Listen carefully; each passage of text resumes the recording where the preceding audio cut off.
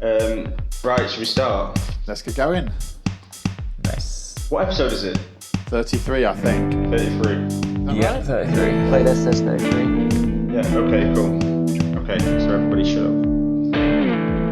So hello listeners and welcome to episode 33 of the Picky Bastards podcast. I'm Fran Slater. I'm here with the normal, boring Picky Bastards Nick and Matt. Hello Nick and Matt. I'm alright, how are you doing?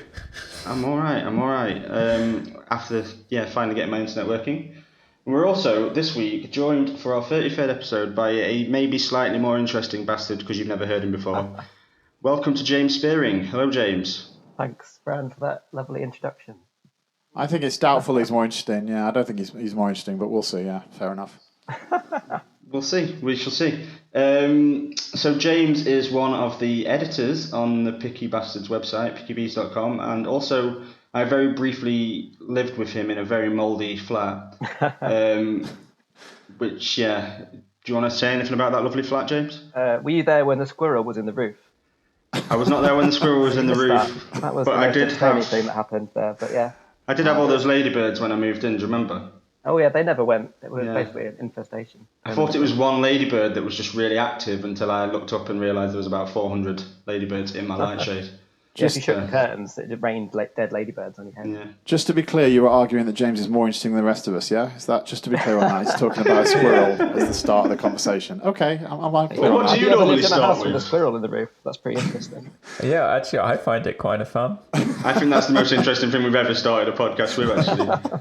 So, Fair enough. piss off, Nick. Stop arguing about that. then. But anyway, we're going to introduce James. It's a while since we've had a guest. This is our first guest since going into lockdown. So, we're trying out for remote podcasters from their own homes. So we'll see how we go. But as we always do when we have a guest, we're going to ask a few questions to help you get to know James a little bit. You already know he likes squirrels, but this is the important stuff. I fucking hated that squirrel. I leapt out of the cutlery drawer one day. Now you're just making stuff up. Come on. That's 100%. That's true. Oh God, we could actually do a whole podcast about that flat and the landlords that never mended anything, and but we won't because it'd bore everyone apart from me and James. Okay, James. So we're going to ask you a few questions about music rather than squirrels. So, Yeah, go for it. what was the first album you ever bought? So I've had to think about this one because I was not aware at the time this was a significant life event, and You should have neither been. was I aware that I would be asked about it on a podcast 23 years later. You're But I think- setting up for but- the embarrassment, aren't you, basically? Yeah. You're No, preparing no, us all. But on the basis that it was on a tape rather than a CD, I think it was Urban Hymns by the Verve. Ooh, look at you. I Okay. bought it bad. from Tesco. An I actual remember it decent having album. the Mercury Prize Album of the Year sticker on the front of it. Oh, on theme. What did it lose to? Anything. Was that 98? Yeah, 98. Don't know. Can't remember. We should know that by now. Yeah, we should. We're all obsessed. But anyway, we'll look it up. Okay, so your favourite album of the last 12 months? I think I'm going to go for Laura Marling, Song for Our Daughter. Nice. It's always good when you have some expectation and it is fulfilled, possibly even exceeded. It was just great. There's not a bad song on there. It was the first bit of vinyl that I ever ordered. Ooh. Well, You haven't got a record player, have you? no, not yet. I'm building up to it. It's coming in October. Yeah, Wow. I'm going to get it. For my big It's nice you 25th picked one birthday. that I can't, that I agree with as well, because me and you disagree on a fair bit of music, but you've gone for one that I agree with. I think that's. We'll save that for that's later right. on in the podcast. Yeah, we'll disagree later. Okay, so usually at this point we ask what your best gig of the last 12 months has been, but it feels like as we are, 5 months into lockdown, that's not a very fair question. So I wanted to ask instead, what's been the most upsetting gig cancellation due to lockdown for you? So, well, technically, I didn't actually have a ticket yet because by the time they cancelled Blue Dot, they hadn't actually released the day tickets. But in theory, I was definitely going to Blue Dot, so that was quite disappointing. What was on the running order for that? So the main thing I was looking forward to I think it was a Saturday we intended to go, or Friday, was Roisin Murphy. She's been on my must-see list for a long time, and she doesn't play very often. So, but if you're asking for gigs that have actually been moved, supposed to go see the Big Moon in October. That's now March next year. And then it'll be September next year. We'll see. Very We'll see. optimistic, Fran. Yeah.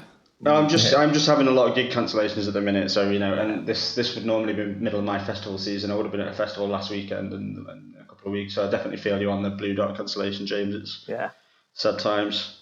Yeah, Okay, very cool. cheerful question. A very cheerful question. Yeah, right. Yes.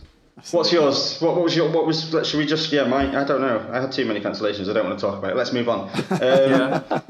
All right. Final question to get to know James. What is the worst gig you've ever been to? Do you want an actual gig or do you want a festival? You can give us anything. Whatever. So, the absolute worst. I didn't intend to go and see them because it was at Reading Festival. Was Stained. Wow. Walked past them on the main stage, and it transpired that all of their equipment had broken, and it was just the main singer guy with an acoustic guitar, and no one could hear him, and he was getting roundly booed and pelted with shit from the audience. Amazing. That's really good that nobody could hear him though, because anything worse if you could have heard him. I think kind of feel sorry for him because it was kind of out of his control, but we didn't like him anyway. So I think I liked one of their songs for about 7 minutes when I was about 14. Wow. And then Listened to it twice. Heard it again, and I was like, do you know what? Fran. No, I don't like it in the end, but could be worse. All right, cool. Okay, so we now all know James very well. Yeah. So That's all you need we're to know going to about move. a person. We're going to move on. So today we are talking about 4 recently released albums, 1 classic album, and then James is going to introduce us to an artist he loves. So I'm just realising I haven't written down all the names of the albums, so someone might have to help me out on one of them. Yep. I've got one of the recently released albums is Arca with Kick Eye. Is that how we say it? That's right. One is MJ Cole with Madrugada, which I also don't know if I'm saying correctly. I think that's right. One is Quelle Chris, and I can't remember the name of the album. And Chris Keys, Innocent Country 2. Innocent Country. And then we've got Bob Dylan's Rough and Rowdy Ways. The classic is Marine Girls with Beach Party, and then James is going to tell us why he loves Miles Davis, which is probably one of the biggest legends we will have spoken about on the podcast, I think, in terms of his profile. But okay, let's get into it. So James, I'm going to go straight to you. I'm going to ask you, which artist showed the most attention to detail on their album? So for this, I'm going to pick Bob Dylan, Rough and Rowdy Ways. Possibly not in the way that you're expecting. I think he's paid a lot of attention to detail in how he's trolling the whole world with this album. He's thought, I'm really, really old now. I no longer give a shit, and I'm going to write a 25-minute song about the death of Kennedy with nothing remotely modern or interesting to say. And for half of it, I'm just going to list songs that I want to hear. Don't make a playlist like everyone else. Don't just go, play X song, play Y song. I just spat my water all over my computer. Thanks a lot, James. Don't break the master computer mid-podcast. Would be a Yeah, just what... I know Fran said before this, I'm going to try and pick Bob Dylan just to wind up James, but... And this being the first album on the playlist as well, it made me just not want to listen to the playlist every time, because I had to start with this. Just... I mean, every time we have a guest, I have to sort of teach them they don't have to do that. Like, if you want to not listen to an album after you've kind of got to know I mean, I realised that have to listen eventually, every but time. it's just an effort to get through it. And I thought, well, okay, I'm going to reassure myself by reading some reviews online.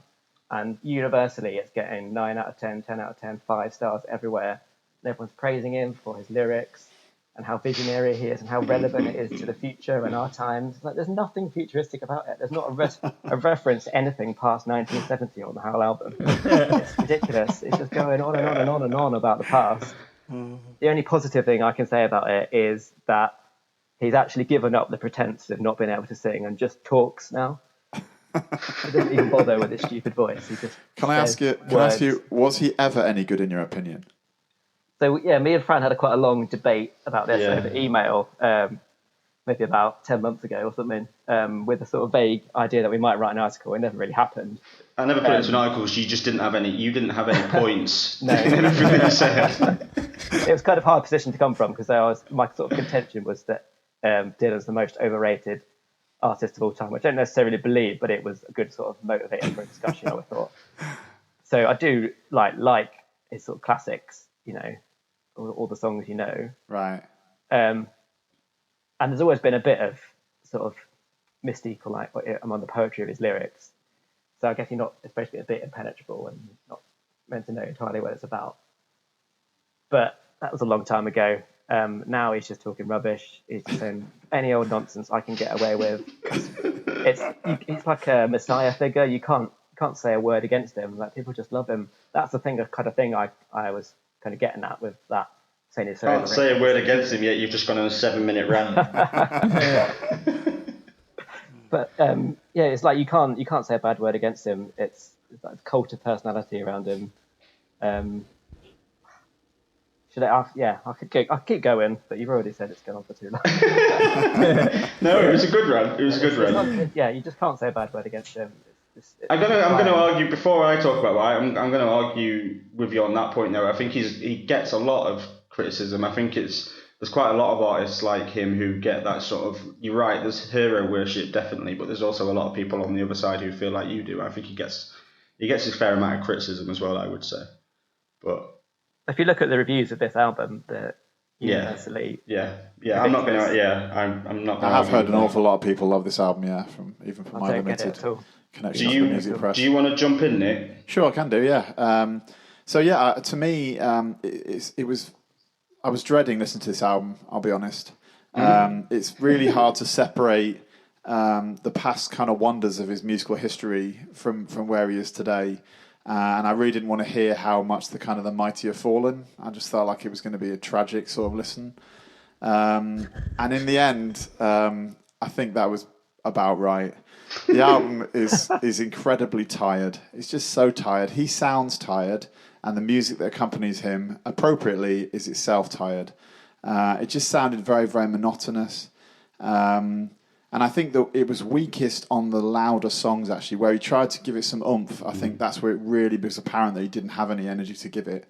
I don't know if he's actually trolling people. That might be overstated, it, James. But in terms of that, he just seems he's quite elderly. It just seemed like it just came through that he was like on his last legs was kind of the impression he gave. He just was like just tired, exhausted, and just rolling through things in a very sort of passive way. I just didn't get with it at all. So I totally agree with that in terms of the music as well. It's just it's like 12-bar blues after 12-bar blues. It's like the laziest thing you can ever pick up a guitar and do. Yeah. 3 chords, same sequence over and over again, really slowly. Yes, totally agree. That's why False Prophet and Goodbye Jimmy Reed are two of the examples of the weakest songs on it. I felt like they were just again, as you say, rolling through these very, very traditional forms. I did like actually the opening song. I thought that was okay, and at that point I thought, oh, this might actually be all right. But then in the end, that was just a bit of a in a sort of a mixed bag really. After that, it just sort of went downhill, and I really didn't like it in the end. I'm afraid, sorry to say, because I also was a fan of the early stuff. I don't think I'm an absolute diehard fan, but I certainly very much respect what he's achieved over his career. But he's no longer doing the stuff that really matters to me. So yeah, that's it for me. Fair enough. Matt? Can I? Yeah, I was going to say, I want to jump in there because I had a lot of the similar sentiment. I've never listened to a Bob Dylan album before. What? That's unbelievable. What? It's because he's only 12, that's why. Yeah. I know all the big hits and that, but I've never actually sat down. You've never listened to Blonde on Blonde? Nah. So it might have been useful to do this as a classic, but I guess everyone, or him as a classic, but everyone's listened to him already. Yeah. So I guess I just need to do some music homework. I could do him as a Why I Love at some point, but do an album. But anyway, that's a later conversation. So, let's hear what you thought of this one. So I had some, my expectations were, all I've heard about him recently is he has a terrible voice. He is an old man who shouldn't be making music anymore. And when actually going to Nick's point, when I heard the first song, I was actually kind of excited because it was interesting. Besides the fact he was comparing himself to Anne Frank at one point, which was weird. But I did like the style of the song, they're very bare, and basically the fact he just ended up describing himself as an arsehole. That was cool. But yeah, then like you say, it just turned into this like very boring blues rock kind of stuff, and it just felt very processional and music by numbers kind of thing. And I wasn't too impressed. It wasn't necessarily as bad as I was expecting, but I was also had seen some of these reviews and was like, this is not that. So yeah, I'm staggered by the reviews. I totally agree. I don't know how they've come about, get to this place where he's just so sort of beatified over this album, which is it is interesting because the last few albums haven't received that sort of feedback either. But I mean, do you have anything else you want to say, Matt? Well, I was just going to say, is this album that much better than the previous couple? Is it just like Stockholm syndrome and people are just? I mean, without giving away too much, I do think this is better than the last couple of albums. Yeah, you can talk now though. Anyway, Fran, go for it. Why don't you? Yeah. Jump in. First, I want to start by saying I'm really sad that this is the first ever Bob Dylan album that Matt listened to in full. That is upsetting to me because wow. It's your fault. Yeah, well, no, it's not. It's not my fault that you've spent the last 32 years not listening to any Bob Dylan albums. That's your fault. It's actually 31 years. However old you are, you should have listened to some Bob Dylan by years, now. I think it is, isn't it? And also, I want a word with your parents about why you haven't heard any Bob Dylan albums. But anyway, I'll start, as we all have sort of talked about, the critical reception and the fan reaction to this album. I think people went totally mad. It sounds like from this conversation I'm the biggest Dylan fan here. But even I have to admit, like the last few releases have had a lot more forgettable moments than they have highlights. They've all had a good couple of songs, I think, but usually, it's been hit and miss. Well, these reviews, before I listened to it, this is why I wanted to put it on there, because, everyone was saying it was the best thing he's done since the 60s. It was Dylan on top form. It wasn't just critics, though. There was fans all over social media posting pictures of themselves with the vinyl, getting really excited about it. So I think my expectations were really high. And then I was quite underwhelmed, really. I think I enjoy the sound of it, but I do struggle to see what all the excitement is. I think I started to get it a little bit more over the month. I don't think this album's going to win over any new fans. I really don't. I don't think it does anything new. I think with all the sort of excitement, I was expecting maybe he'd done a bit of a Bowie and changed his sound up, but that's really not what he's done. I think what fans and critics were celebrating was a kind of return to the storytelling that he was famous for. And I think there are some really good moments in here. I've made up my mind to give myself to you. I like Son of Key West, but it goes on too long. I like a couple of the big band tracks. I don't mind False Prophet. I quite like Crossing the Rubicon. And then Murder Most Foul, which is kind of what everyone was going on about as the big one. Again, it's something else that I don't think is going to win any new fans over. But I think when I really spent some time listening to it, I did really get into that song. But saying that, I don't think I'll really listen to it ever again. So, and I think that's kind of how I feel about the album as a whole, really. I'm impressed in a way. He's a 79-year-old man, and he's putting out and he does know he can do whatever he fucking wants, and no one's gonna, question it. So fair play to him in a way. That's worse if he knows it. I don't think it is. I think, he's 79. He's just putting some music out, and I'm kind of fine with that in a way. But I'd quite like to go and see him perform this, because I went to watch him I went to see him live a few years ago, and it was good. It was just Dylan doing some classics, and it was enjoyable. I'd like to see him perform some of this, but I don't think I'll ever listen to the album again. So yeah, I'm not sitting here and saying I loved it, but I certainly think I liked it more than you guys did. And also, I'm thinking about reasonable comparisons would be like with other artists of that stature, like Bowie or Leonard Cohen. We did Leonard Cohen, didn't we? And that was a much better album than this one. So yeah, Leonard Cohen's come back out. Yeah, You Want It Darker was fantastic, and I'm not. Yeah, definitely agree with that. I think Bowie's a difficult comparison because I think he was always changing what he was doing all through his career anyway. So it's not hard for him. Wouldn't be as hard for him to come back with something very different. But yeah, totally agree. The Leonard Cohen album definitely better than this. Yeah. But yeah, I think that's that. I think I've got a question for Nick, which I'm wondering if his answer was going to be Bob Dylan from those questions. But the question is, which album felt the most thrown together? I'm going to go with Marine Girls. Classic. Yeah. And I'll say that this is relevant to say that I've spent a lot of time over the years in open mic nights, watching. I know it's kind of a roll of the dice when you go to an open mic night. You're going to get people who are sometimes great, sometimes really kind of blow you away, and others that are just really, really terrible. And all those people who go to open mic nights dream of being discovered, of being like getting a deal. It was, more or less, obviously, they really want to be found and do this, become professional musicians. This album proves that there is no meritocracy in that system at all. I mean, this sounds like the worst thing I've heard at like a tween-only open mic. Like, it's as weak as anything I've heard on open mic, but it's actually a signed release, which I just find totally staggering. The tone of the guitar is atrocious. It's the guitar sounds so feeble and just I don't understand. There's just no energy behind it at all. It feels like it's just collapsing all the time. The singing is really, really weak. The lyrics are really, really weak. It's across the board, really a very, very disappointing album. And I found it quite kind of whiny in tone, which I just found really irritating all the way through. So I found it difficult to get through the whole album in one sitting, which I had to do a few times, of course, for this. But overall, it was not my favourite. Shall I put it that way? Yeah, that's what I wanted to say on that. Fair enough. I'm going to jump in because my thoughts are pretty similar, and I'm going to be quite quick. So I really don't have a lot to say about this album at all. It's like the prime example of an album that totally washed over me. There's just nothing to cling to at all. It was like so minimal musically, and they really seem to be saying absolutely nothing in the lyrics. Every song sounds identical to me. There were a couple of times. Very true.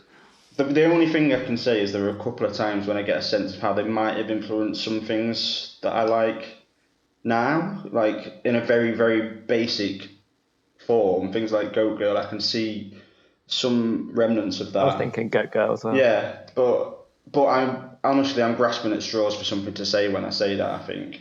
This is instantly forgettable. I feel like if you ask me about the album by the time we record the next podcast, I won't be able to tell you a single thing about it. I think it'll just be gone out of my head. So, yeah, that's it, really. I will, because I think to me it was actually more annoying than that. You know what I mean? It was actually kind of really grated, and also made me feel like some other people who are desperate to be in the music industry are being robbed. Because this kind of person is in the music industry or has been. Yeah, I didn't get that angry at it because I couldn't even cling on to anything to get angry about, really. But yeah, James, you picked it. Tell us why. No, don't tell us why. Tell us what you thought. I was concerned, having not listened to it before this, whether it would be classic enough, because it's a classic. But the two things like the credentials, if you like, that it has is one that, and this is how I first discovered it. I was reading an article, and where it said that this was supposedly one of Kurt Cobain's favourite albums. Yeah, I've heard that. And the other thing that it's got going for it is it's where the singer Tracy Thorn began. You may not know that name, but you will know... Tracy Thorn? She's in this band? Yeah. Wow, I didn't know that. She wrote all the songs. She played the guitar, and I'll come on to the vocals in a minute. But did she really play the guitar, though? Did anyone play that guitar? Yeah. She sort of fell over it. She could have tuned it a bit better before she started as well. But yeah, she obviously went on to be in Everything But the Girl, massive. And then she sang famously on Protection, Massive Attack, which I'm sure you're all familiar with. So it's kind of her starting point. And it's kind of in dribs and drabs where it does stand out. But one of the main standout bits musically of this album was Tracy's voice. And it's in no way consistent. She's obviously, perfected it over many years of her career. But there are moments where it really, really stands out. I mean, it's a low bar with everything else that's going on there, but that's the kind of one redeeming feature of it. It's just so poorly realised. I mean, it was recorded in a bedroom, and that's why it sounds like it was recorded in a bedroom. I think it's some of the worst bass playing I've ever heard. It's not in tune. It's out of time. It's like someone... Yeah, whether you're in a bedroom or not, you can definitely tune the instrument, can't you? I mean, that seems reasonable. Tallest Man on Earth makes all his albums in his bedroom, and they sound exceptional. So, I mean, I'm not buying that as an excuse for why this sounds so terrible. But I didn't hate it though. I mean, there's obviously a lot of things wrong with it.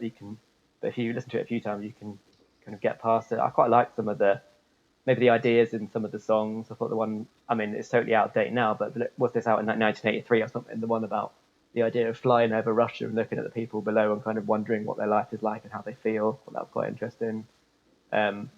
some of it's quite throwaway. It's just about like nights out and will this boy be there, won't he be there? But that's kind of quite, kind of fun and relatable in a way. If you think back to being that age, so it wasn't awful, but yeah, it's not something I'm ever going to really go back to. It's just interesting to kind of know about as a bit of a history, if you like, of someone's career and what they've come from and where the heights they've achieved after this. I do think that's really interesting that Tracy Thornton. I never would have picked that out because I think her voice is fantastic and she's been on some of my favourite songs. You listen to it again and really listen. There's only a couple of songs. I can't remember which ones it off the top of my head do now. I have to listen to it again now just to hear that? Right, I'll listen to it again. I'll pick the song that it does. Her voice stands out when I send them to you. Okay, yeah, do that so I don't have to go through the whole thing. Just tell him that they do. Don't even make him listen to the whole album again. Any part of the album, just say they do, and just tell him they do, and he'll believe you. Yeah, okay. Right, I'm right with that. Okay, fair enough. Matt? So I think I'm a little bit more positive than all of you. I actually quite enjoyed a lot of the album, but I totally see how you guys can see it. Like, it isn't constructed very well. It isn't recorded very well. But I do think... Isn't written very well, isn't sung very well, yeah. But I do think they convey through it just, like, the fact that they were having a good time. And it is a nice, like, atmosphere and vibe to have on, especially at the moment. It has a summery feel to it. And in lieu of being able to go and do anything summery, it was nice to have something that felt like appropriate of the season. And... I just think that's the best compliment for an album I've ever heard. I think, like, it goes with the sun. It goes quite well with the outside. But I think actually, as a comparison as well, like I was really struck by the sound of it. Given I think a lot of recent bands. I know you mentioned Goat Girl, but for me, it had a lot of reminiscent of bands like Girlpool and Heinz. Yeah, I did think of Heinz when I was listening because Kirsten's quite into them. Yeah, I can see that. Yeah, and I actually played it to Mary Claire, my wife, without telling her what it was, and just asked her what year she thought it was from, and she pinned it around 2013-14. And so I do think I can see why it has such a big influence, and I do think that there was a resurgence of that sound more recently, which made it really kind of interesting to listen to see kind of more where that kind of vibe came from and where the influence came from for these bands, because like I hadn't looked back with regards to those bands before. But yeah, it's such a casual album. When you have to listen to it over and over again and then talk about it on a podcast, it's hard to be... I don't think you can be as critical maybe with it, because it is such a... It's not necessarily aiming for a big artistic achievement, right? It's just some people having fun. I'll just mention that I played it on 3 separate occasions in front of my wife Jill, and she told me to turn it off on 3 separate occasions. No date range given, but just, she just flatly said, turn it off. It's awful. Well, there you go. Okay. So, that's all of us, yeah, on Marine Girls. Yeah. So, Matt, last question. Which album do you think had the most to say? I'm going to go with Arca and Kick Eye. I think it's pretty obvious why. I think straight from the get-go, like, she has a lot to say about gender politics and the way people perceive her.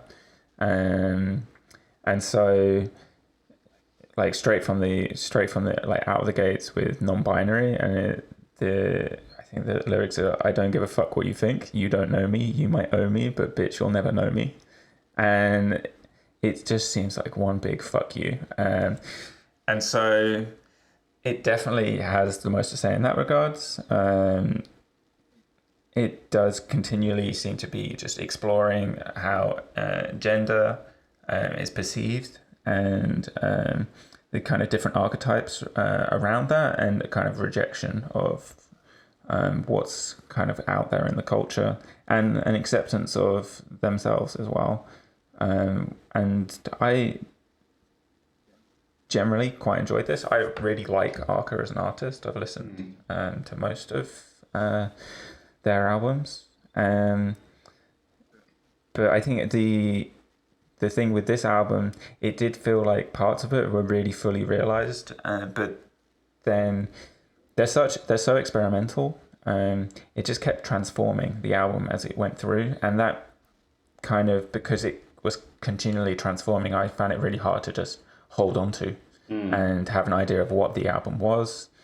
Because it would be like 1 second you have this really shiny like synth pop, and then the next second it's like this weird glitched out electro, and then there's like reggaeton beats underneath, and then you've got really heavy industrial music, and it's just sometimes all in one track. And so sometimes it really, really clicked, and I think it really, really worked.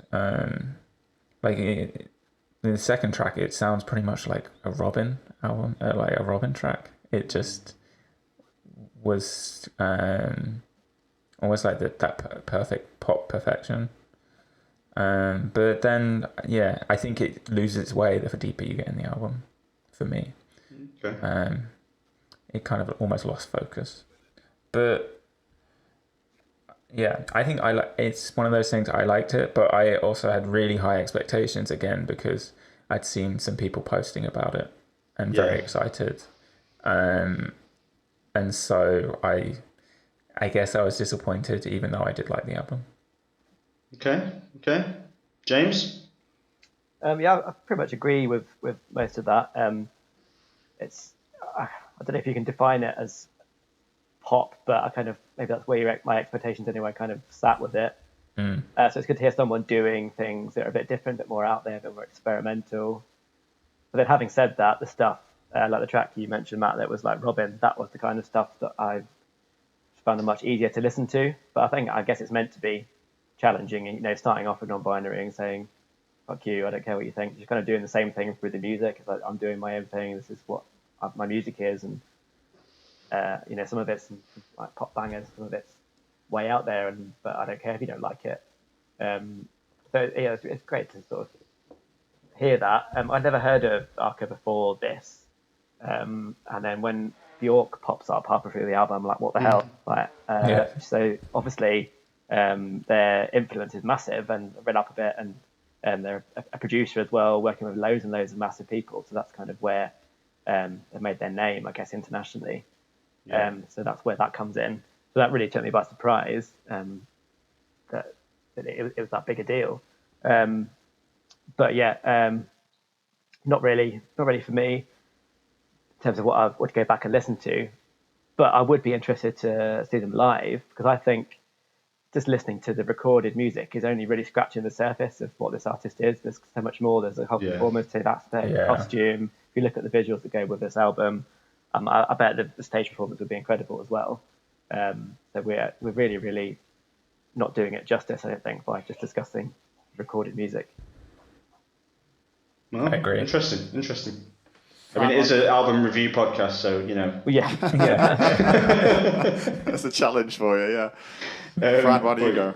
Okay, so my knowledge of Arca, a bit like James, I think I knew a bit more about Arca than James maybe, because when we covered FK Twigs in Nick's Why I Love section a while ago, we discussed Arca then. Arca had produced that EP, is that right? I produced the album LP1. Yeah. Not that Melissa EP? No, not that No, Melissa EP. okay. Oh yeah, no, I think that's right. Yeah. Okay. So yeah, I'd heard a bit about Arca, and I was quite excited to listen to it, because obviously the CV is massively impressive. Worked with some huge impressive artists, and I've only ever heard good things about Arca. So I tried really hard to give this album time and the space it deserves, but it just honestly, it never really broke for me. It felt to me like an album that was trying so hard to be interesting and different, and it just ended up a bit all over the place. I found it very incoherent, which I think sort of Matt hinted at. I felt like the experimentation within it wasn't really that experimental or that interesting particularly, and I think it's a shame, because that's what Arca's reputation is built on. I also felt like the guests were kind of just thrown in because Arca has these links with them. That said, I did enjoy the track with Bjork. I think that was the standout for me. And I also liked the final two tracks of the album quite a lot. But the rest of the features didn't do anything for me. And there were a couple of songs, Non-Binary and Rip the Slit in particular, which I just found quite annoying in the tone and the which I know a bit of what you guys have both just said is that that it's meant to be quite challenging. Rip the Slit particularly, I just found really irritating. So yeah, it wasn't really a big win for me. But then I've heard nothing but positivity from other people about this album, and I've seen loads of really strong reviews. So maybe I'm just going to hold my hands up and say it's probably just one that's not for me, really. But then 3 of us have said some. Well, no, Matt liked it quite a lot, I think. But what about you, Nick? So I guess, given I've talked about FK Twigs in the past, that you probably expect me to absolutely love this album and go completely crazy about it. And I think in general that's about right. I really do like this album a lot. I think it has a lot of really fantastic stuff. And I think I've listened to Arca's solo work before as well, and I was a lot less impressed with that than with this one. I felt like in those cases, I think there's 2 before this, they didn't really gel in very coherently in a lot of cases, and it did feel like they were throwing ideas at the wall. In most cases through this album, you can hear the kind of unbelievable revolutionary kind of glitch and electronica and pop all slammed together and sort of driving through each other, and it's really an album that, as Fran said, you need to give it a lot of time. It deserves a lot of time because it's so complex. So I feel like this Arca is probably one of the most exciting artists of the last few years. It's so much potential in the album. However, I think there are some points in the album where there are some misfires, and I think in general, as I think a couple of you hinted at, the album tails off towards the end and starts to lose focus, as I think Matt said. So I actually also wrote down Rip the Slit and La Chiqui, I think it is. It's the song after Rip the Slit. Were both the one with Sophie on it. Were just really quite grating and hard to get through, honestly, which is really unfortunate because there's so many tracks at the start, like Non-Binary Itself and is it Mekhe Trefe? I can't say that word correctly probably. But anyway, so there were really, really excellent stuff, really, really fascinating. So it was a little bit unfortunate there were some things towards the end there that sort of marred it slightly. But I think Arca now, she's really got to the point where she's coming out of the shadow of a lot of other big people like Bjork and FK Twigs and stuff. And I just feel like I'm thrilled to think what will come out next from her, because it's just such a wild ride, basically, So yeah, I really, really like this. And except for maybe 3 tracks towards the end were a little bit weaker, but generally. The 2 tracks at the end were the ones that I really liked. So. Well, it's actually just before those though. Rip the Slit and La Chiqui were the ones that I really did not like. Okay. After that, it was okay, but I don't think the strongest songs were at the start. The strongest songs were in the first sort of up to the Bjork song. Really, was where it really, really carried itself very, very well. So anyway, so no, I think I loved it. I just wish it wasn't flawed in the ways it is sometimes. Okay, cool. All right, that's all of us for Arca, isn't it? Yeah. So I think I'm going to kick us off with MJ Cole Madrugada, because I haven't started one yet. So with the pronunciation today, oh my god. Madrugada, is that how I say it? Yeah, could be. I don't know. Let's go with that. So I think we all know I'm not massively into instrumental music. That's been spoken about quite a lot on the podcast. I'm a lyrics man, and that's usually my way into music. But there are artists who are largely instrumental that I do like. People like Fortet, Bonobo, Burial. But for me to get into something in this kind of genre, it has to be something really special. And this album, as far as I'm concerned, is very, very, very far away from being special. I think it did manage to pull off one pretty impressive feat, though. I think without any words, it still managed to be one of the cheesiest and most sentimental sounding records I've heard in the whole of 2020. It felt to me like MJ Cole had been asked to make a soundtrack for one of those terrible Channel 4 documentaries about patients in A&E or people giving birth. It's like each song felt like it was made for the moment when they save someone's life and everyone's hugging and holding hands. So yeah, I thought that was quite a feat. Other than that, though, I don't really have anything to say. I didn't miss lyrics on this one because I feel like they would have been absolutely terrible if they'd been there. It was just so cheesy. It was so overblown, and I think the songs I've chosen as like examples of how overblown and cheesy it was were the first song, A Visit to Lolita, Cathedral, and Dizzy New Heights. I just thought, I thought it was a really, really dire album. Dire? That's wow. me. Yeah. dire. First time we use that word in the podcast, I think, possibly. Wow. Yeah, it's just cheesy, sentimental crap. Anyone else? Who wants to go? I could go. Yeah. Yeah. So I think at its best, this album is. I found it quite moving, and I thought I didn't find it as cheesy as you suggest. Do you watch lots of programs like Born Every Minute, and do you watch A&E programs a lot? I actually don't know. Are you into those kind of soundtracks? Yeah. No, not really. No, but I did think it was extremely delicately put together, and I think you had to listen very hard because it was so quiet at various points, and that made it feel like you were connected to it quite almost intimately, almost. So I actually liked the opener, Visitor Lolita, and then I thought, what's the other one I really liked? Far Closer, the second one. There were some points where it drifted into what I might refer to as classical music light, like a kind of diet version of classical music, which was a lot more like kind of what somebody who doesn't play classical music thinks classical music sounds like, which is unfortunate. like Knocking is a good example, which I think is the fourth or fifth track. Is does sound cheesy in the way I think Fran's suggesting, but I don't think it's nearly as extreme as he does. I think the other problem it had as an album was I thought the reverb on it was much too heavy-handed at times. There's a song Solo Waltzer which is so drenched in reverb that it's hard to pick out certain points in it, which I think is a pity, and also gives this risks it becoming exactly what Fran has suggested it has become, which is a kind of cheesy, schmaltzy kind of tone. It doesn't need that, I don't think, and it would have been nice. So you're saying I'm right, yeah? I'm saying you're on a sliding scale. You're not on the wrong scale. It's true that it gets cheesy at times, but it's nothing like it's not dire at all. It's got some really beautiful moments, and I think it's something I will come back to, and I have played it quite a lot over the last month. With the exception of a couple of the tracks that are too reverby and occasionally too sort of smooth for my taste. So that's all I had to say. Matt? Cool. To me this was kind of up and down. There were songs that did have enough richness and emotion in a good sense, not a cheesy sense, to actually draw me in and make me engage and were really interesting. And then there were some that just were nothing happened for me. But most of the songs I've actually written down as ones I liked have been criticised at some point so far. So actually my favourite song, I think, was Cathedral. I thought it actually built in a really beautiful way. And then I also really liked Knocking as well. But I think the main reason I liked Knocking is there was a noise that I couldn't discern in the background that reverberated. That was the knocking, I think, you'll find. Yeah.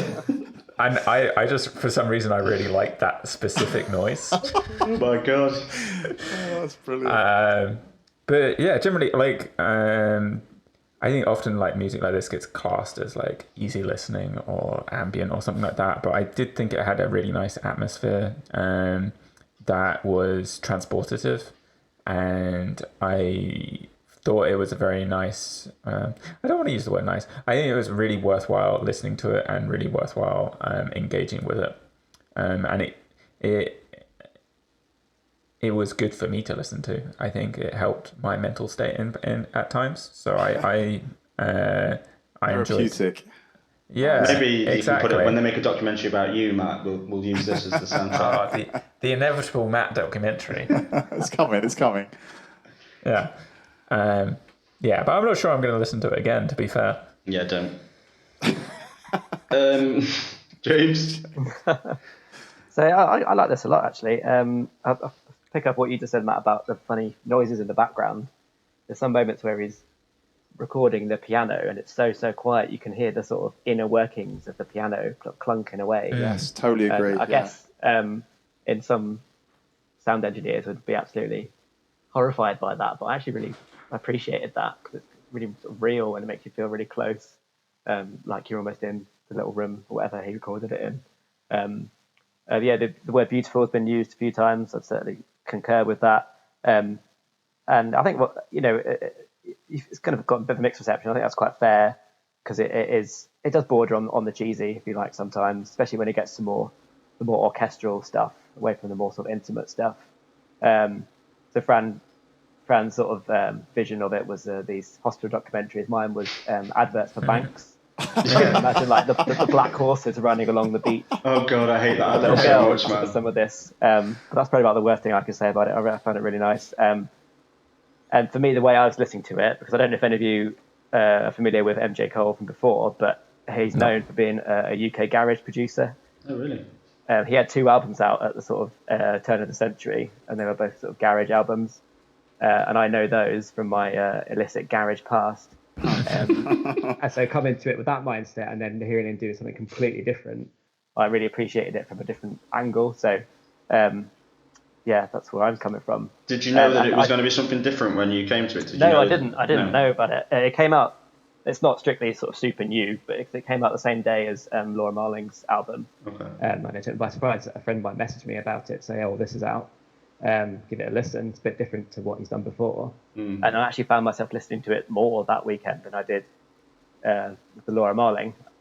That's not going to carry on, but it's something I'll definitely come back to. But because he's coming from that sort of dance music background, there were some hints of electronic stuff in there. And what's coming next is a remix album of the same song. So that might be quite, possibly even better from some aspects to listen to than this. If you didn't like the sort of classical music light or the cheesy moments, it might be more people's cup of tea to listen to that album. So I think you pick on something really good, James, about the sound of the hammers on the piano. I think that was exactly what I meant about the delicacy. I thought that really, and it was very clear because it was so compressed, so it just sounded right in your face. You know, it was brilliant. Yeah, I love that part of it. That was off the first track in particular, most notably, I think. Yeah. Is it the Lita? Is it? Yeah, the worst song. Cool. Okay, so we're left with the Kelly, Chris, and the other person whose name I didn't write Chris down. Keys. Chris Keys. Innocent Country 2. Who wants to start us off? James, do you want to start us off on this one? Yeah. I was going to pick up on something that I think you mentioned at the end of the last podcast when you announced it was coming on. Too many Chris's. Yeah. Not just too many Chris's, just too many people.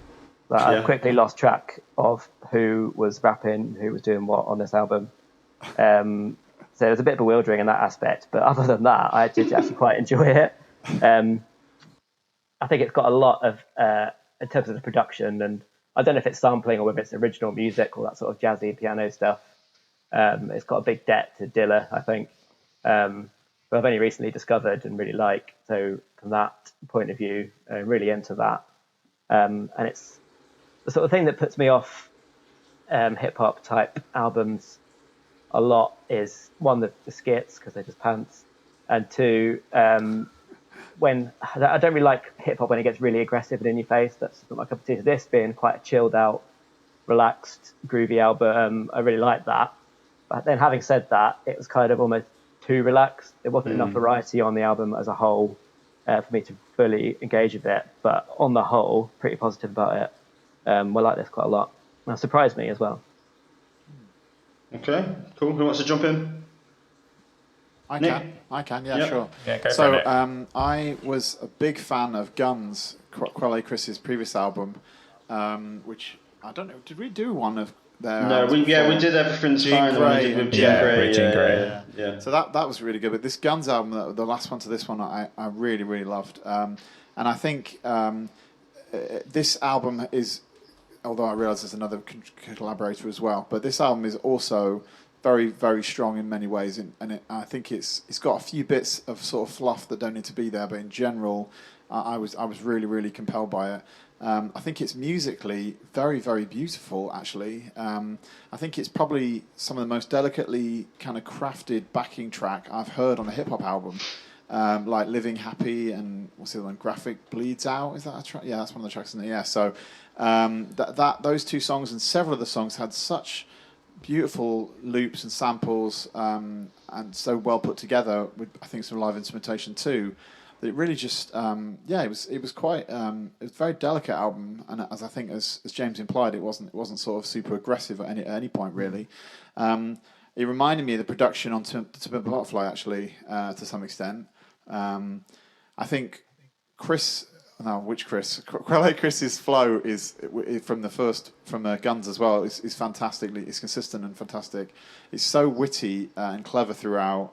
The track Black Twitter, for example, is so clever about all these references to black cultural references all the way through, which I think was plays so cleverly around the ideas. I thought it was really, really great. The minor downside was I didn't think it started brilliantly. Like the opening, the intro recap thing was kind of irritating. I had to skip that almost every time once I got used to listening to it. And then the long voicemail sort of joke on the end of Outro Honest, the second song, was also kind of grating. After a while, I kind of got the gist of it quite quickly, and I didn't need to hear it many times. But yeah, overall, I really, really like this, and I'll keep following it and both of them in the future. Okay, I'm going to jump in because my points are almost exactly the opposite to Nick's, so I think it's a good sort of point of comparison. I mean, I've listened to several Kelly Chris albums now. I kind of like the one he did with Jean Grey, but honestly, I thought what I liked about that album was her more than him. His work on his own just doesn't really do it for me. That doesn't change here. I find his flow actually quite disappointing. And interesting what Nick's just said about the beats, because I find the beats quite weak. Black Twitter for me is the particular example of the beats being an issue. I think they sound like something you'd get on a keyboard if you press one of the preset tunes on this song. Oh, come on, that is too harsh. I just don't think it's at all interesting musically, and I think Sudden Death, again, I found that to sound like a theme tune to a terrible sitcom. Sudden Death was my favourite. And I think that kind of ties into my main issue with a lot of Kelly Chris's stuff, actually, is I think he talks about some important stuff, but I find his beats quite wishy-washy usually, and also I think there's always a desire to be funny when I don't actually find him very funny. So I think it's that kind of funny hip-hop is good, but yeah, you have to find the person funny, and I don't find him very funny or witty particularly. I think the song Sacred Safe is the one real highlight of this album for me. I think it's kind of got a great traditional hip-hop beat. I think it's really driving. And I think the first guest on that song, and I'm not sure who it is, but he has an amazing dynamic flow that just really picks the album up for a little bit. But I think that highlights what's missing from the rest of the album for me. I think it's then followed by the very slow, very plodding Horizon, and we're back to just the general feel of the album. So it's kind of what I expected, because I'm not a big fan of his. It didn't grab me, I'm afraid. Matt? Fran's wrong. Yeah, Fran is so out of order on that one. I think Kelly Chris is becoming one of my favourite hip hop people. The past 3 albums, and I agree, Guns was fantastic, and Everything's Fine was also fantastic. And there are a lot of skits, but I think they are funny.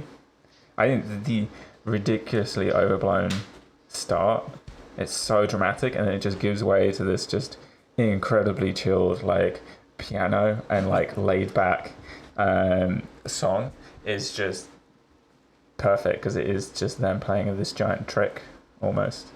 I think to draw a comparison that maybe you won't appreciate because you didn't like the album, for me it feels like a similar vibe of as Marine Girls, where you have these group of friends, they're hanging out, they're having fun and playing around, except these guys are actually making an effort.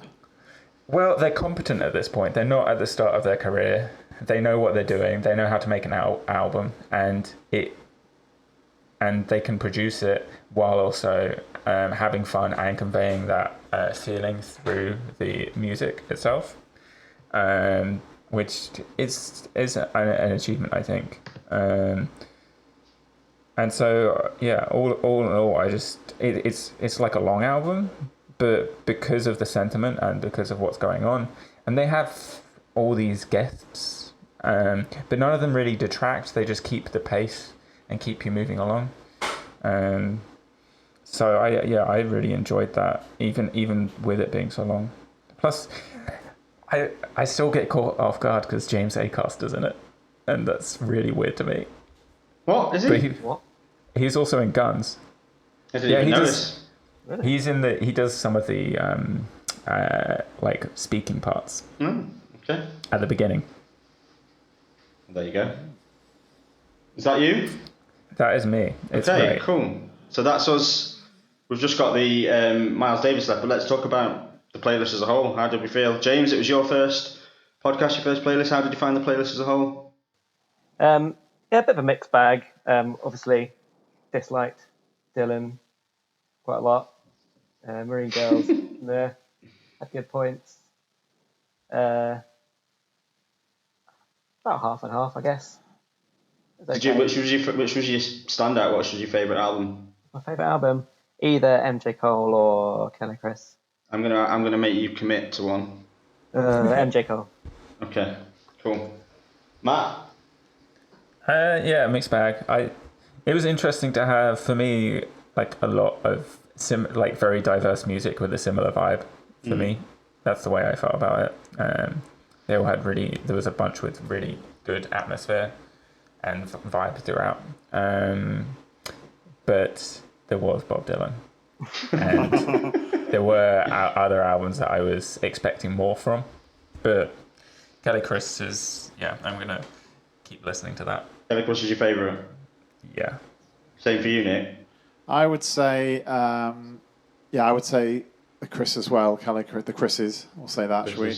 Yeah, and I would say overall, this was a really good playlist, I felt like, compared to a lot of the ones we go through. I mean, there's only one album I found actually offensively bad, The Marine Girl. So the Dylan was okay, I got through it, and then three good albums, two of which, Quelle and the Arca I thought were really great. So, I thought overall it was one of the stronger playlists we've had in the last few cycles. Wow. Stronger than the last one? Which we all... Trying to remember now. What do we have on the last one? I mean, stronger than the last one. Yeah, I think the last one I said was my favourite playlist we've ever had. Yeah, but I only... Yeah, the only thing I really liked on that was Run the Jewels. And I liked a lot, of course, but yeah, still, that's not enough. That's not as much as here. So I'd say this is a better playlist. I think this is one of the weakest playlists we've ever done. Definitely. The only album that I had any takeaway from was the Dylan, and I didn't really love that. So yeah, not a big one for me. Wow. Unfortunately, but anyway, let's move on. So James, it's time for you to tell us about Miles Davis. Yeah, Miles Davis. You gave him a big trailer back there. One of the biggest legends we've ever had on. as a name, like he's everywhere, isn't he? So I think he's certainly a big name. But weirdly, like not, I suppose a big name, but not one that everybody will be massively familiar with the music of, I suppose. Yeah, so it's quite interesting. That's kind of why I picked it. Wanted to talk about it and hear what you guys think, obviously, and just to sort of gauge where you all sat with it. So yeah, very, very well-known jazz musician, but something that I've certainly written about in places on the website is about how people's idea of jazz versus what I see Miles Davis as is totally opposite. So if I was ever going to pick anyone to change your mind or to introduce you to jazz, it would be Miles. I kind of think that's how it went for me. So whenever I was starting to learn music, started to learn the piano as a kid, I was very sort of obstinate and didn't want to do grades. So classical music was out at that time. So we looked at other stuff like pop, rock, jazz. So there's kind of two names that always came up at that time in the jazz side. One being Herbie Hancock, which made sense to me as a pianist, and he plays on some of Miles's albums as well. And then also Miles Davis. Such a long career, always pushing the boundaries, always staying at the forefront, never standing still, always doing really interesting stuff, really, really influential. And there's a reason Kind of Blue is many people's intro to him. It was for me. Because it's so accessible, it's so melodic, there's no egos, there's no ridiculous virtuosity, putting your skill ahead of actually making good music.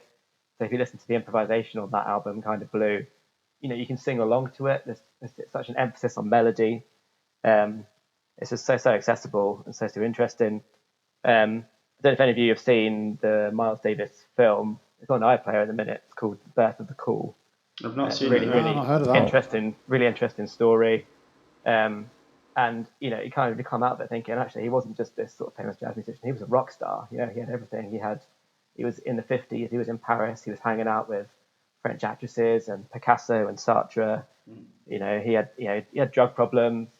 He was had all the glamorous women back in the States.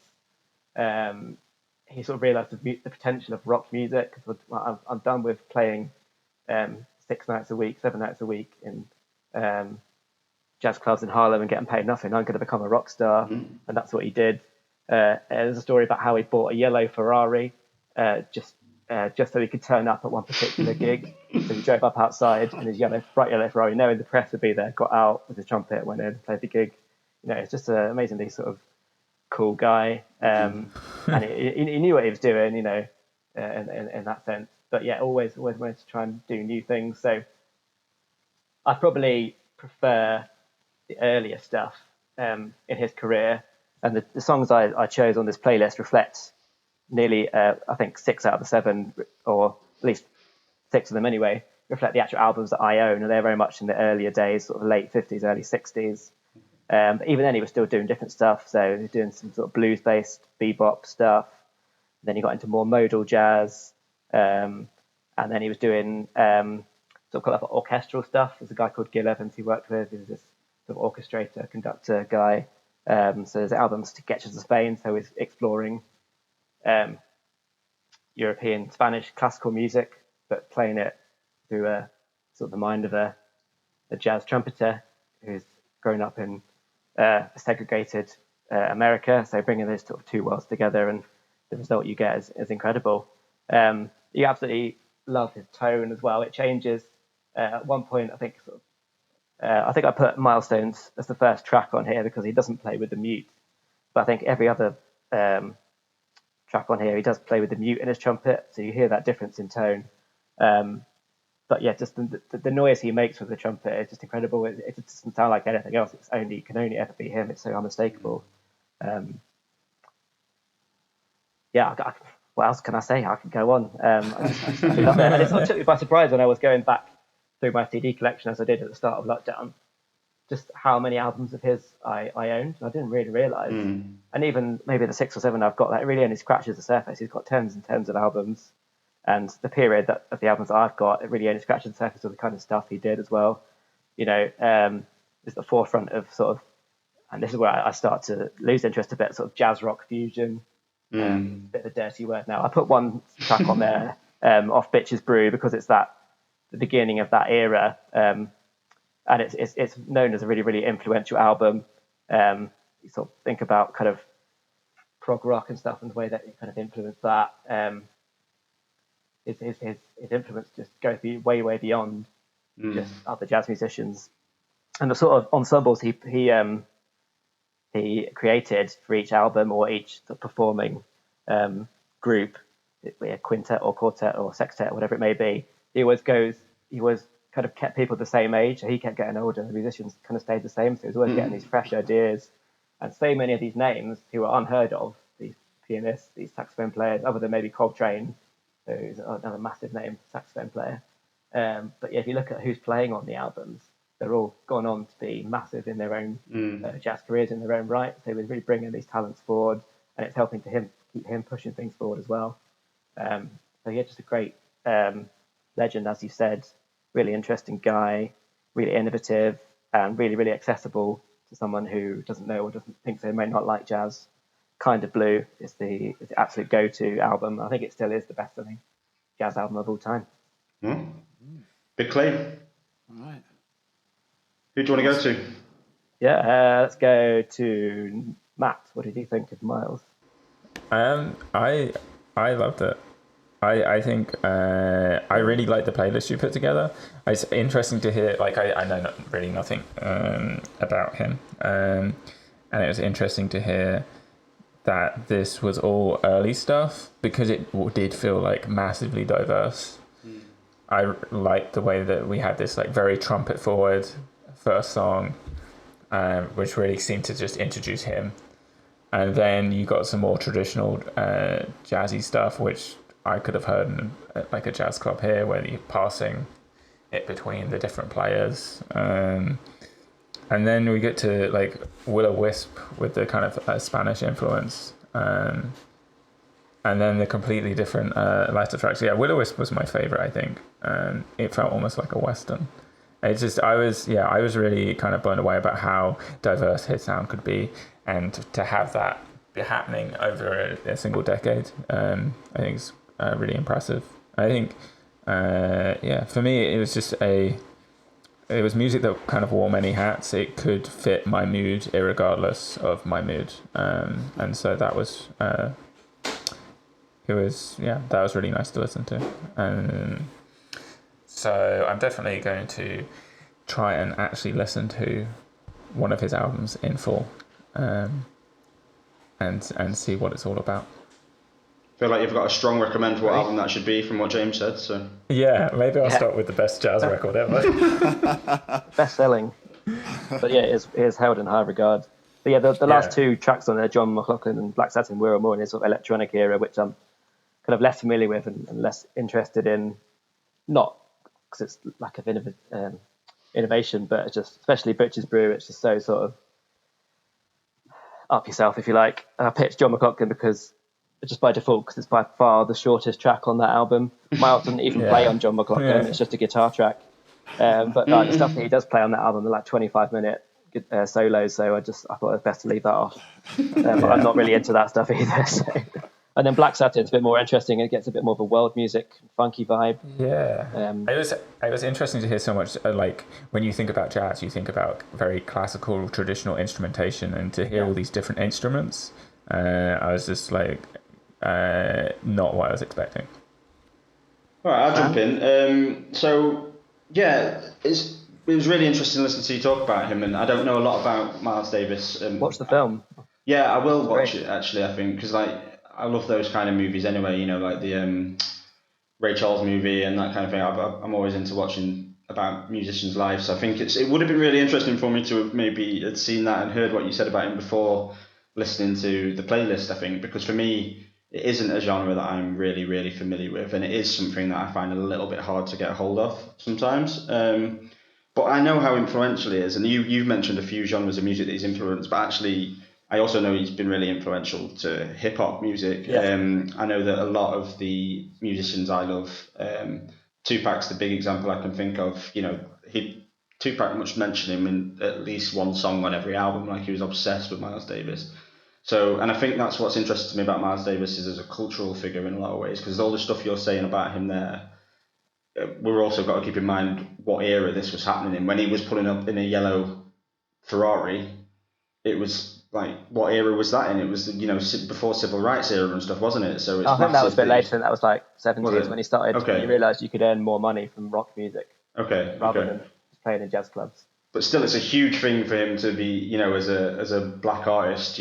That's amazing. So I think I'm really interested in him as a person, but I am woefully unknowledgeable about this genre of music. I know he's a pioneer of it, and I enjoyed. I probably enjoyed this most of anything on the playlist. I enjoyed listening to it, but it's not saying a lot when, I felt the way I did about most of the rest of the playlist.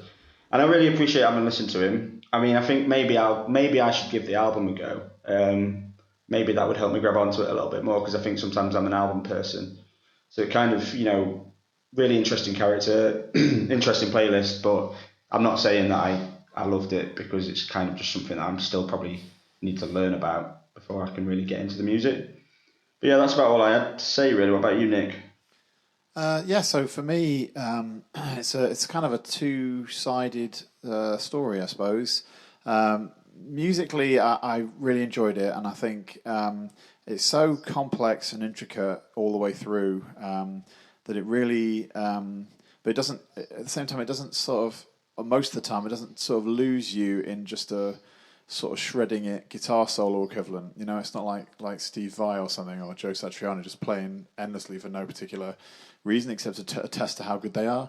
It seemed to have some musical value all the way through, which I really enjoyed. I'm really glad I got to hear it. For me, the other side of it is a kind of, honestly, a personal response, which is a kind of sense of sadness when I heard it, which is just in myself. I've played guitar for many years. I've worked in recording studios and stuff like that, so I know some stuff about music. When I listened to this, it made me feel really incompetent. Really, like, there's so little that I understand about music still after this 25 years maybe of playing and writing and whatever.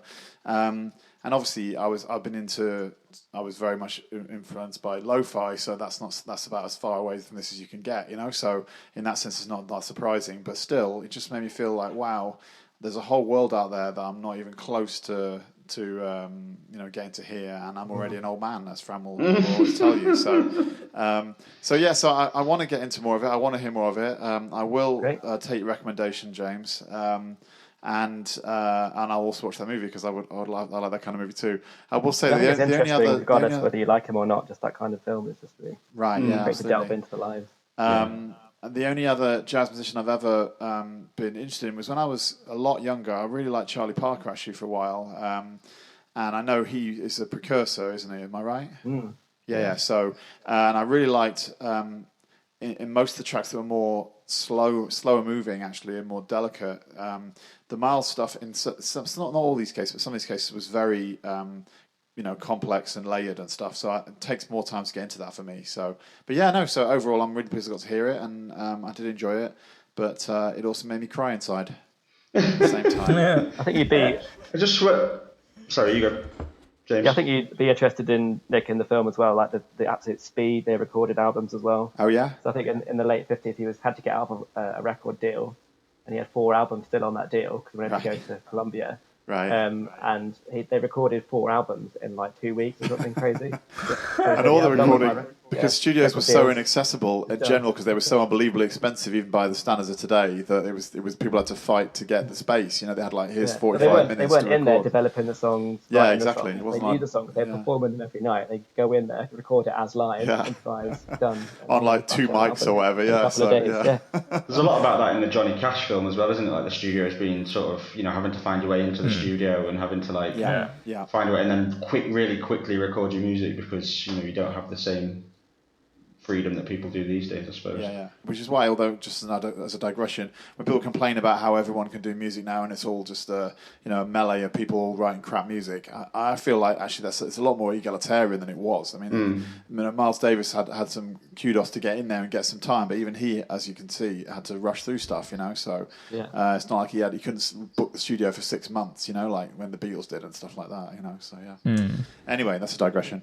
I've got another brief digression for us. So I'm really interested in this thing with jazz because I wouldn't say I'm someone who doesn't like jazz, and like there's a couple of albums that have come on the Mercury and I've seen live, like things like Sons of Kemet and stuff like that I've really enjoyed. But this is the thing. I'm talking about an issue with me here. This is my issue, and I'm wondering how I get past it. Like I always just look for the stuff with lyrics in it when I get an album like that. Like the Sons of Kemet, the stuff that I really love on there is the stuff with lyrics. And it's interesting what Nick was saying. This is what made me think about it, is that you were hearing a story, Nick, in these songs, or you were hearing like a journey that maybe I wasn't getting and I struggled to get without lyrics. And I don't know why. I'm hoping you can all tell me how to get over it, basically. That's what I'm asking for, some advice on how I Turn your brain off. Let the music carry you instead. I would go the other way, actually, Matt. I would spend more time with it, because I think, actually, when you get through the intricacies of it enough, I started to recognise phrasing that came back from before.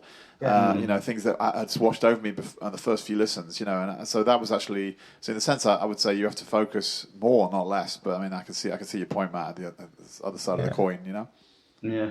Go both ways at the same time. So I'll switch my brain off and turn my brain on. Exactly. I'll do both of those things. Okay. Exactly. Yeah. Good advice. Try both and see and report back. If he's not in a persistent vegetative state, he will anyway. So yeah. I think homework. My first effort's going to be to try the album, because I'm an album person. But we'll see how we go.